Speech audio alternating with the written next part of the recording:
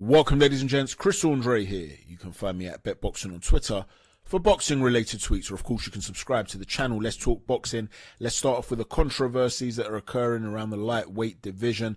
George Kambosos and Devin Haney have apparently hit a stumbling block when it comes to finances, and so their undisputed title fight may not happen now. This is because, according to Sports Illustrated, Devin Haney is demanding more money. In the meantime, Kambosos' team are still in talks with Top Rank over a potential fight against Lomachenko, and they're also discussing the possibility of facing Ryan Garcia. Both of them would have interim bouts. I'm assuming this is because Garcia would have been inactive for so long, he would want some sort of a tune-up fight. So who is at fault here for this breakdown? Let's consider this for a moment. First and foremost, I'll say this. I did a video not that long ago, right, where I was explaining that if the reason this fight did not occur was because of the demand that it must occur in Australia, that Kambosos was indeed entitled to a homecoming fight first. But if after that homecoming fight, Devin Haney or indeed any other worthy challenger was not willing to go to Australia because of the draconian policies that are in place, if Kambosos still demanded this medical intervention essentially for an athlete that did not want it, it would equate to a duck, because you are using a non-sporting reason to hide behind the borders of your own nation that's demanding it to avoid the fight. Well, clearly, I got a bit of a backlash for that, by the way, but clearly this is not the case. The reason, according to Sports Illustrated, is the finances. So let's consider this and think about what has been said by all the parties involved, and to consider who is at fault here. George Kambosos gave an interview recently with Mark Briedis, and he says a lot of these guys, they put on a front. They want to manipulate their fans. They want to manipulate the public. Behind the scenes, they're playing such hardball. They're playing games. Do they really want the fight? After what I just did to Lopez, maybe not. I've got the jewels now. I've got everything in boxing, so the game's changed, and these Americans don't like that the ball is not in their court. So how bad do they want it? Now, I've been critical, like I said, of the lightweights in the past that have American lightweights, bar Teofimo Lopez, for not taking the risks and fighting other top guys. They're fighting guys on the peripheries of the top 10. And like I said, I got backlash for this. But Eddie Hearn, the promoter of Devin Haney, has made a statement prior to this occurring on the DAZN boxing show, which actually might add weight to what Kambosos just said. He said, Eddie, from our side, we've got a model that we think works. There's a lot of revenue that goes into this pot. Kambosos' deal has to be worked out with Ludabella. We're all working collectively to make this happen. Devin Haney, the kid's smart. He's made a lot of money. He understands the importance of this fight for his career. If you believe you're going to win, you don't price yourself out. You win this, you're undisputed, you did it again on foreign soil, and you become a superstar overnight. So clearly his own trainer is telling him, you should not be too focused on what it is that you're earning. Yes, you're going to earn a good amount, but you have already made a lot of money. You've admitted that Kambosos is the A side. So what is stopping you from taking this fight? Why would you let this fight be smashed to pieces and enable Lomachenko or Ryan Garcia to step in when you've got this opportunity, basically? And you have to understand that there is no doubt here who is the A side in terms of the draw, particularly if the fight occurs in Australia. People aren't realizing just what a star Kambosos is becoming over there. Things are progressing great here in Australia, said Kambosos. The Australian and Greek fans are in a frenzy, as you would have seen yesterday at the Australian Open. They're waiting for this mega fight. Like I said countless times, I want the best challenger to give the best fights possible. Haney of Matchroom Boxing, Lomachenko of Top Rank, let's get this done.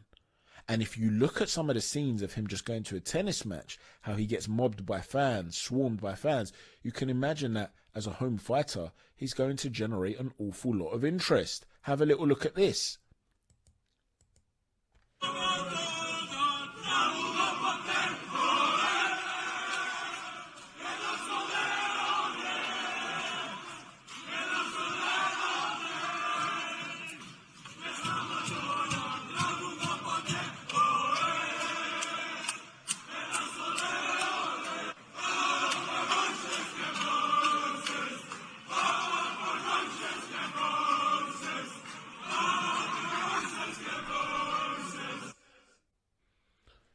So just seeing that alone will let you know that this guy's a very popular cat right now. Make the fight, Devin. Win over new crowds, casual fans from down under. I don't understand this concept of I'm not happy with what I'm earning. Neither does your promoter. Neither does Kambosos. So does it not indeed look like the public persona is different to the hardball they're playing behind the scenes? It certainly looks to me as though Kambosos is telling the truth. Now we move on from that and we'll talk about something cringeworthy. Briedis has released a little rap tune, a little diss track aimed at Jake Paul. And he's not the only one that's released his own rap tunes, is he? We know that Jake Paul's released a bunch of them. There's a latest one where he's dissing Dana White, and that's him pretending to have Dana White in a headlock. Lawrence Okolie has released a few rap tunes too. Maybe Eddie Hearn and the Sauerland should get together and arrange any sort of fight, preferably between Briedis and Okolie. And pre-fight, they can have a little rap battle, and the winner starts off with a 1-round head start. You know, think outside the box, Eddie. You know, appeal to the youth, Eddie. But whatever the case might be, all joking aside, Briedis, what are you doing, man? I mean, I respect the hustle that you're trying to put in to get that bag, but you're talking about Jake Paul. Please focus on Lawrence Okolie. Let's see the best fight in the cruiserweight division, please. Leave it out. Honestly, cringeworthy. Now, moving on from that, by now I'm sure you guys are aware that Tyson Fury will be fighting Dillian Whyte next, while Alexander Usyk fights Anthony Joshua in the rematch. So we're not getting the undisputed heavyweight title fight next. What is the reason for this? According to Eddie Hearn, the blame falls solely at the feet of Tyson Fury. He said the reality is that Fury doesn't want to fight Usyk next. He wants to have a run out in March before an undisputed fight, which I don't understand. Now, all of a sudden, he wants to fight Dillian Whyte instead of Alexander Usyk. So, as of now, we go to purse bids tomorrow. Now, those purse bids were today, and they were won by Queensbury, 41 million, which is an awful lot of money. Even if Dillian Whyte was to get just a 20%, he wanted a 10 million guarantee, right? $10 million guarantee. Even if he was to only get the 20% split, he would make 8.2 million, which Dillian Whyte may very well be happy with. But it has sparked a war of words between the two camps. Apart from what Eddie Hearn said, Egis Klimas said, yo man, before next time you will mention Usyk, name check with your team, management, advisors, promoters who agreed all the terms and conditions. Looks like you are the one who is holding this wagon. Yelling and talking is cheap, Tyson Fury. While Alex Krasiuk wrote, looks like a fortune teller predicted a bad scenario for the Gypsy King in this fight with Alexander Usyk. In other words, Hearn and Team Usyk are accusing Tyson Fury of being the obstacle. Tyson Fury was, of course, calling them cowards. But John Fury had a bit of a say on this too, and there were rumours in the Daily Star that the reason it fell through is because at the last minute Anthony Joshua decided to ask for 20 million, and Tyson Fury has decided he would do what he did with Deontay Wilder, whereby he refused to leave money on the table and he said, I'm just going to knock him out. Why should I allow them to take my money, basically? And this was confirmed by John Fury, his father, in an interview with Talk Sport today. He said, if that was offered to us, then yes, straight away I'd take it. Bang, within seconds, done. Free money, 15 million, give it here. We've taken it straight away. It's business. I know they're in a position to demand that sort of money, but Tyson's going to make Whyte earn it. That's why we're in this position, and he's blown AJ 100 million. And now they'll be soiling themselves, essentially. They'll be afraid because they know they've dropped a clanger. You know, the best thing of it all, the deal was on the table for 5 weeks. For 5 weeks, 15 million for free, 5 million for free. And now Tyson Fury has done a U-turn. And he's thought, F yous lot, you're copping it. Eddie, he thinks he's clever, but he's not dealt with a Fury before. He's just blown AJ 100 million quid, and he's getting 10% of all that, so he's blown himself 20 million. We're laughing at you, my friend. You have egg on your face. Here's the thing.